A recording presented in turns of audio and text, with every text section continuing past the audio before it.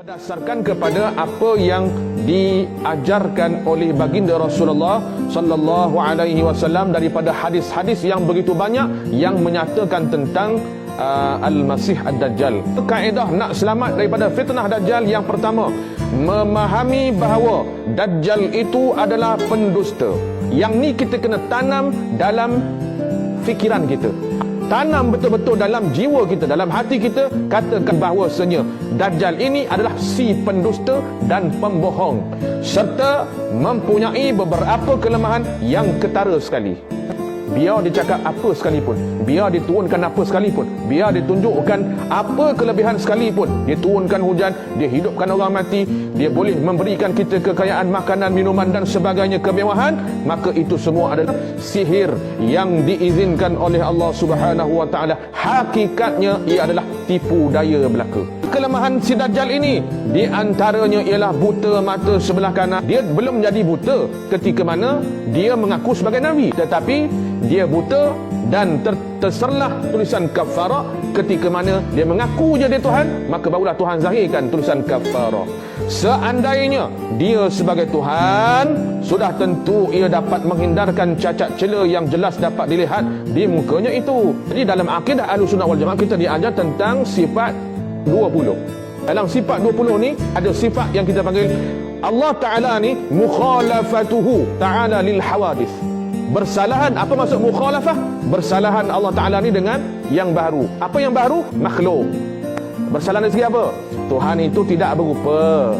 Nah, Tuhan tidak serupa dengan makhluk. Mana-mana makhluk. Jangan bayangkan Tuhan ni ada tangan. Jangan bayangkan Tuhan ni ada muka, ada wajah. Jangan bayangkan Tuhan ni duduk seperti mana kaum Wahabi faham. Ar-Rahmanu 'alal 'arsy istawa. Mereka faham Tuhan duduk di atas arasy. Ini semua iktikad yang kufur. Ijma' ulama kata sebarang siapa yang ada iktikad Tuhan ni berupa, Tuhan ni ada tangan, Tuhan ni ada jari, Tuhan ni ada wajah, Tuhan ni boleh duduk atas kursi, maka iktikad yang macam ni iktikad yang keluar daripada pahaman sunnah wal jamaah dan iktikad yang jatuh kafir. Tujuan kita belajar tauhid tu apa? Sifat 20 tu. Kita nak kenal sifat Allah. Kalau kita sembah Allah, dalam hati kita iktikad Tuhan ni macam patung kot. Macam mana? Dia sembah Allah, tetapi dia membayangkan Tuhan ni macam tok pekong. Sudah. Tak ke tu kufur? Dia bukan tak sembahyang, bahkan dia ahli sembahyang, tahajud tak pernah tinggal, tapi dia membayangkan Tuhan ni ada tangan, Tuhan ni ada belalai, Tuhan ni ada tanduk. Sudah. Kalau tak belajar ilmu sifat 20 ni, dia nak kenal Tuhan macam mana? Seandainya Dajjal itu sebagai Tuhan, sudah tentu ia dapat menghindarkan cacat cela. Jadi antara cacat cela itu apa? Tuhan tidak berupa. Itu cacat cela. Kalau kau boleh mengaku kau sebagai Tuhan, dalam ilmu tauhid Ahlussunnah wal Jamaah, Tuhan tu tidak berupa. Kalau kau ni dah berupa, ada tangan, ada apa? Ada kaki, ada tubuh badan. Sebab Dajjal ni kan dia macam dia makhluk, dia manusia. Dia manusia. Jadi kalau kita tak mengaji, kita tak tahu ya ke Tuhan? Ya kot. Kalau tak mengaji. Sebab selama ni etikad macam tu. Dia fahamkan apa? Tuhan tu berupa, ada tangan, ada kaki. Ya, dah Tuhan ni kot. Special ni dia. Boleh turunkan hujan. Nampak? Engkau berupa sebagai makhluk tu pun, itu dah kira cacat cela. Apatah lagi kau berupa dengan satu makhluk yang buta. Lagilah cacat celanya. Jangan tasyabuhkan Tuhan ni dengan rupa. Tasyabuh ni maksudnya menyerupakan, membayangkan.